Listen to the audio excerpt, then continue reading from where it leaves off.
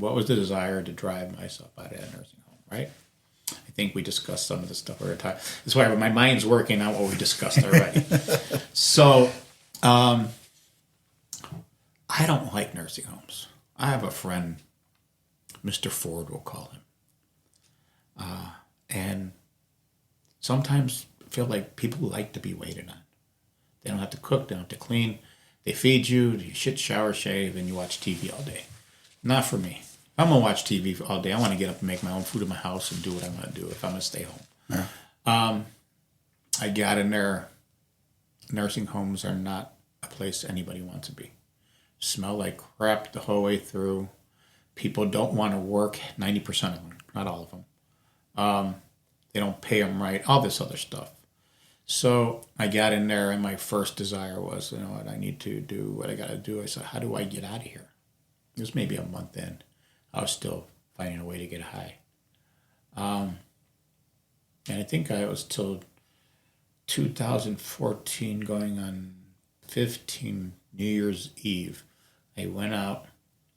I smoked some PCP. I was, here's a story for you. I was on the red line on Howard going, and I ended up rolling from in front of my building at the Beacon nursing home to, I guess, the bus went on the red line. I was so messed up I don't remember. I ended up in the morning on Howard and Western with my pants down to here. I must have fell out of my chair laying on the ground on Howard and Western. Wow. At the L stop. Yeah. Somebody helped put me up. I ended up jumping on a train. I fell asleep, ended up on 95th Street. Pants were halfway up. Got off of there, still a little bit out of it, jumped on a bus, cruised through the hood. I was like, woke up, I go, where the crap am I? And I was like, oh no. Ended up back at the nursing home. They go, where you been? I'm like, I don't know. And at the time I was dating Carmen. Carmen worked at the nursing home. Really? Okay. I wasn't really dating her, but we liked each other. And she came in the room, said they're you're on restriction, blah, blah, blah, blah, blah. You can't go back out. And she had a pair of scissors, and she sort of accidentally slipped them, and they fell in my wheel. And when I rolled, it cut me. They thought I tried to kill myself. They're going to send me to a psych ward and all this other stuff. And I go, you know what? I've been figuring out how I'm going to get out of here. The only way I'm going to get out of here is if I get sober. Yeah. So you're they let you out, so you can leave, you can get a job, you can work. You can work as much as you can. You really can't do it because they want to take your money if you're making it, right? You can do certain things, but you can go out every day. They don't want you hanging around all day if you can go out. As long as you're able to be self-sufficient and get around, you can leave. But they wouldn't discharge. So what is that criteria? Like, what do you need to be able to do to actually get out? So for one, you have to have a place to stay. Two, you have to probably have a family member or a friend be able to be your payee while they're transferring you out. You have to have a place to go for one, right? Family, somebody, and if 90% of the people in the nursing homes can't get out because people put them there because they're older. They don't want to deal with any of their disability-related issues. And when you go to a nursing home, they take your whole Social Security check or all your money, and now you're stuck there. I got lucky.